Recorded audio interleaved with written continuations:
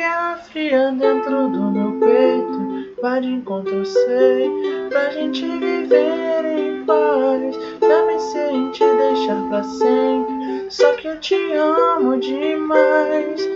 Por mais que você me deixe no futuro, vale o risco eu juro, nunca vi ninguém assim. Até você de mal faz bem pra mim.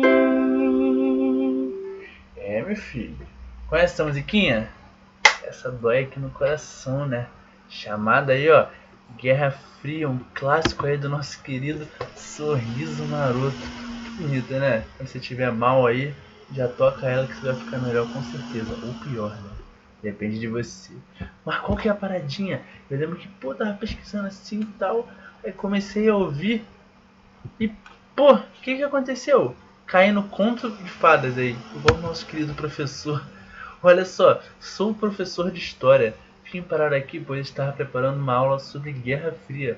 Aviso aos professores que caíram na mesma que eu.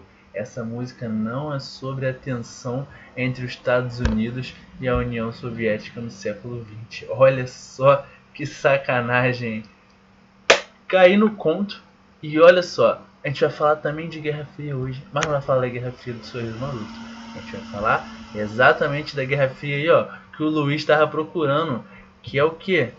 Esse período que durou aí de 1945 até 91, que foi considerado um período aí que a gente chama de Guerra Fria, né? Porque nunca houve uma disputa direta entre as duas superpotências que a gente vai falar já já, tá bom? Mas que foi um conflito político-ideológico que dominou em todo esse período, tá bom? Como assim político-ideológico, né? Político por quê? Porque era uma relação de poder, eram duas superpotências ali, ó, buscando aumentar as suas áreas de influência, tá bom? Como se fosse a gente tivesse uma sala e a sala tá dividida no meio. Uma sala de escola, sabe? Imagina no nosso dia a dia. E aí, pô, um lado a gente tem o time David e no outro a gente tem o time Duda, tá bom? E David tá ali, ó, dominando todas aquelas outras pessoas. E Duda no outro lado tá ali dominando todas aquelas outras, tá bom? Essa que é a ideia do político. Político e ideológico, tá? Por que ideológico? Por que, Pino? Qual que é a paradinha? Era muito além dos Estados Unidos e da União Soviética. Era um conflito, é uma disputa de poder para você pensar qual projeto de sociedade você ia tornar dominante no mundo, né? Não era uma disputa entre Estados Unidos e União Soviética. Era uma disputa entre capitalismo de um lado e socialismo do outro, tá bom? Cada um ali, ó, se organizando, influenciando um grupo gigantesco de países, aumentando as suas áreas de influência e formando o que a gente chama de uma ordem bipolar, tá bom? Como assim ordem bipolar? Nesse momento no mundo, nessa velha ordem mundial, a gente vai ter dois polos de poder. Uma parte do mundo ali socialista, comandada pela União Soviética, e outra parte do mundo ali, ó, capitalista, comandada pelos Estados Unidos, tá bom? Essa aqui é a ideia. Olha só como é que, por exemplo, a Europa ficou exatamente dividida com isso, né? Europa Oriental, lado direito, o que? Socialista. Europa Ocidental, lado esquerdo, capitalista, tá bom? Tinha até um presidentezinho o primeiro-ministro da Inglaterra, ele cunhou um nome que, ó, vai aparecer em várias questões, né? Que é a cortina de ferro, tá bom? Ele fala, não existia necessariamente uma divisão certinha, um muro, mas ali que falava, como era muito bem divididinha, leste socialista, esquerda capitalista ou oeste capitalista, falava que existia uma cortina de ferro que dividia a Europa entre esses dois regimes. Tá bom? Perfeito? Todo mundo pegou até aí? Então vamos lá. E por que tem a imagem do Capitãozinho América aí, da Viúva Negra, né? Esse período, gente. Qual que é a parada? A ideologia, não entendo isso como algo ruim. Algo ideológico não é ruim. Pelo contrário, é muito bom. Você está afirmando suas visões de mundo, seus valores. E ela sempre vai existir. Não existe neutralidade, não existe a não ideologia. Tudo é ideológico, tudo você faz uma escolha. Você escolhe ver o mundo de um jeito, como se fosse uma lente, sabe? E como que era uma forma de você fazer com que as pessoas elas quisessem seguir o que você pensa? Né? Como é que você faz com que as pessoas nos Estados Unidos queiram ser capitalistas, as pessoas na União Soviética queiram ser socialistas? Uma coisa muito comum era o quê? A ideia de manipulação, mas era quase que uma divulgação ideológica ali através da mídia. Cinemas, quadrinhos, séries, filmes. E umazinha delas é o que? A Marvel. A Marvel ela é o produto da Guerra Fria. O Capitão América é isso. E não é à toa que, por exemplo, nos Vingadores sempre desconfiaram muito de quem? Da Viúva Negra, que era uma ex-agente soviética, né? Então olha só o contexto da Guerra Fria aí influenciando na produção de quadrinhos. Não sei se vocês já viram o filme Rock, do Rock da Boca, é pam, pam, pam, pam, aquele de luta. Não é à toa que é um lutador americano, que é o Rock, que é o Sylvester Stallone, lutando contra quem? Um russo usando Draco gigantesco, muito mais forte que ele, mas que no final ele representando o mal, ele vai perder para o estadunidense. Muito simbólico tudo o que acontecia, tá bom? Então ó, tinha uma carga ideológica muito forte em toda a informação dessa época e o mundo todo foi influenciado por isso, tá bom? Ah, mas aconteceu um negócio no Brasil na década de 70, ditadura, não sei o que, influenciado pela Guerra Fria, com certeza, tá bom? Ah, aconteceu um negócio em 48 na Coreia, não sei o que, Guerra Fria. Pode já colocar que existe um contexto aí da Guerra Fria que intensificou muito mais. Olha o carro do ovo aí passando. Tá bom, meus filhos? Todo mundo pegou até aí? Tranquilo? Então vamos lá. Bielzinho ali, ouviu eu cantando ali a música do Sorriso Maroto. Falou, caraca, tu canta mal pra caramba. Mas então vamos dar uma moral pra ele, vamos dar uma chance. Quando que começa a Guerra Fria, né? Por que 45? Porque olha só, é exatamente ali, ó, após a Segunda Guerra Mundial. Vocês não viram isso com Babi ainda? Depois ela vai falar muito melhor com vocês e vai ficar um pouco mais claro. Mas qual que é a ideia? O mundo passou por grandes guerras, né? E a segunda foi extremamente devastadora. E olha só que coisa louca, né? Tanto os Estados Unidos quanto a União Soviética, eles lutaram juntos no mesmo time, né? No mesmo eixo contra o nazismo.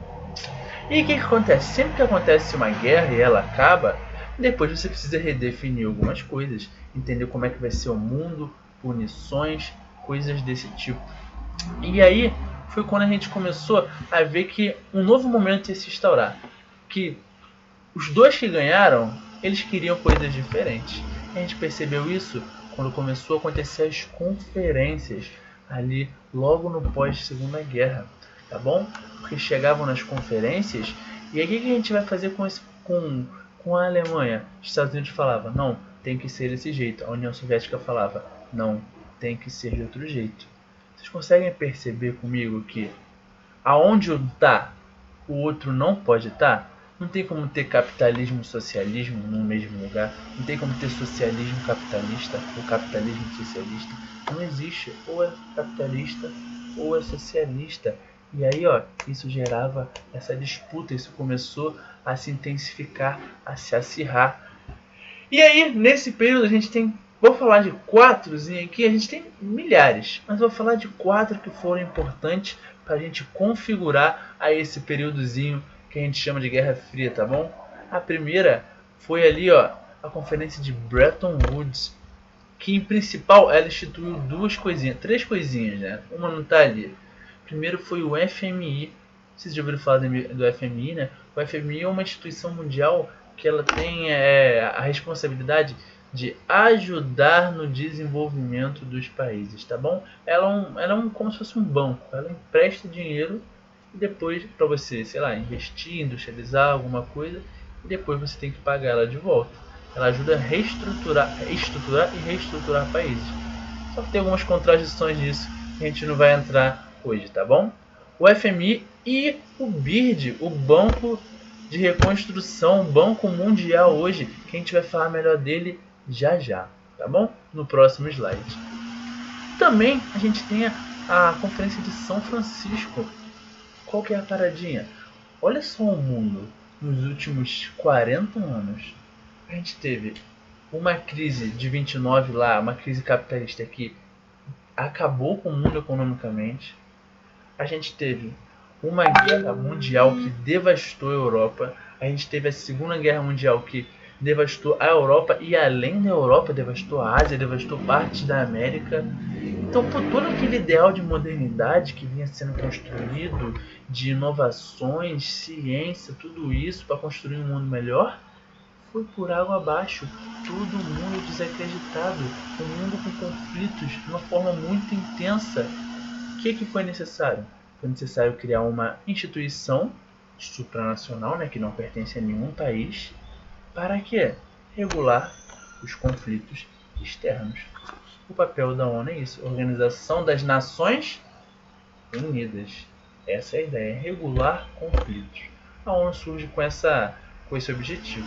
E ela tem até algumas contradiçõezinhas, né? Vou falar de duas bem rapidinho, fica ligado aí, dá uma notada nisso, que é basicamente o quê?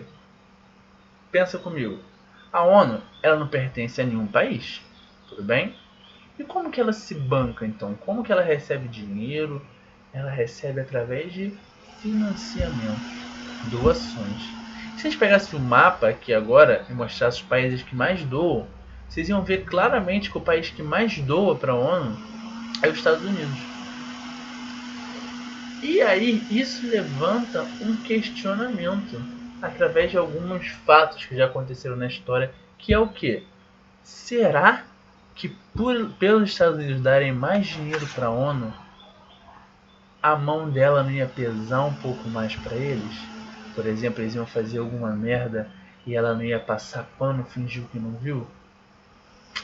A gente não pode afirmar isso, mas a gente pode questionar sobre esse financiamento desigual e os impactos disso. E isso é muito questionado.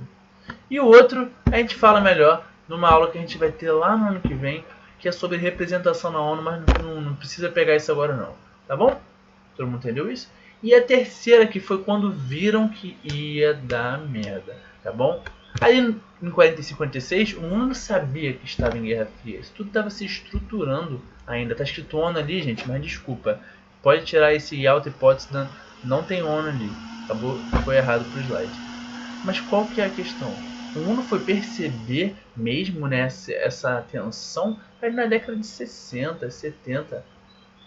Mas olha só, Yalta e Potsdam, qual que era a paradinha? O que estava acontecendo aqui? A Alemanha foi destruída, vários outros países, Japão. O que aconteceu? Essas conferências foram importantes para ver quais seriam os rumos da guerra. E aí, quem fica com a Alemanha? O que a gente faz com a Alemanha? O que a gente faz com o Japão? E aí que eles perceberam que ia dar caô. União Soviética, uma das vencedoras, ela queria esses territórios, ela queria implantar um socialismo. E os Estados Unidos, já ao contrário, também precisava desses territórios, uma dominação ali, implantar um capitalismo. E aí, como é que a gente faz? E aí que a gente começou a dividir mesmo o mundo. Só que, gente, a gente tem que entender o negócio. O capitalismo ele era hegemônico, sempre foi hegemônico. E o socialismo ele surgiu como uma alternativa ao capitalismo. Uma alternativa a toda essa desigualdade local e global que esse sistema econômico traz. Tá bom? Essa aqui é a ideia do capitalismo. Do socialismo, desculpa. Se não ter uma aulinha com a Babi, depois ela vai falar melhor para vocês. Mas a ideia é essa. Surgiu ali como uma alternativa ao capitalismo. E de certa forma, né? Olha o que o capitalismo produziu: inovação, modernidade, ciência, xenofobia, holocausto, desigualdades e guerras mundiais, de certa forma. Tem um cunho capitalista em cima de tudo isso. Então, gente, Europa ali, ó, toda devastada, toda destruída, toda. Um campo muito fértil para, por exemplo, surgirem governos socialistas. E os Estados Unidos não podiam deixar isso acontecer. Imagina só perder países da Europa, países importantíssimos como Inglaterra, França, para, por exemplo, para a Rússia perder para esses países, não tem como, não ia rolar mesmo. E aí o que aconteceu? Bem ali na década de 40, mesmo final da década de 40, surge um conjunto de medidas chamado Doutrina Truman, que vai estruturar as relações capitalistas ali. E ela tinha um único objetivo principal, que era o quê? Evitar a expansão do socialismo pelo mundo.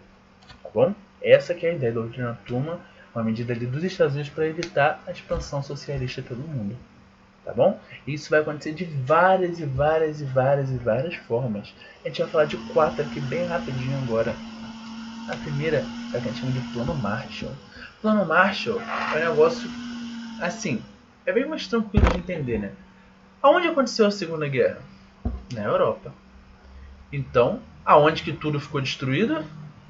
A Europa. Olha só essa imagenzinha. Olha só como é que acabou basicamente grande parte do continente. Isso é uma imagem que não é um caso específico. Isso é recorrente. A Europa inteira, a Europa Ocidental inteira ali, ó, destruída. Não sei se vocês já viram um filmezinho chamado A Menina que Roubava Livros. Ela se passa ali, ó, no meio da Segunda Guerra. E já vou dar um spoilerzinho, né? Quando a casa dela é destruída, é um ataque de um outro país. Acaba ali com o bairro dela, né? Com a vila dela. Até tem uma imagenzinha dessa cena aí que é muito triste. Não vou dar mais spoiler. Assistam esse filme, sensacional. Então o que aconteceu? A Europa é destruída, um campo fértil demais para, por exemplo, para a União Soviética ir ali e conseguir atrair aqueles países. Então o que os Estados Unidos fez? Plano Marshall.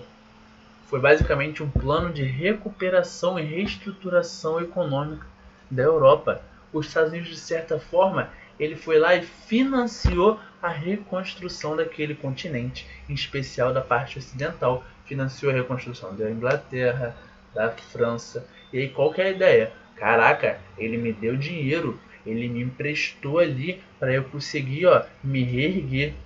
Então ele é meu amigo. Percebe a jogadinha? Como era uma forma ali de aumentar suas zonas de influência, de não perder aqueles territórios ali para a União Soviética. Tranquilo? Isso ali na Europa Ocidental. Mas não aconteceu só na Europa Ocidental, né? A gente também teve, ó, o Plano Colombo, que era mais especial aí, aonde? Para o Japão. Tá bom? A reconstrução do Japão. Um Japão que foi completamente destruído e recebeu nada mais nada menos que 2 bombas atômicas. Acabou um trauma gigantesco naquela população, um país extremamente destruído e olha, do ladinho de quem? Pertinho de quem? Pertinho da Rússia. Pertinho de um país que logo no começo da década de 40 se tornou comunista. E não é qualquer paísinho não.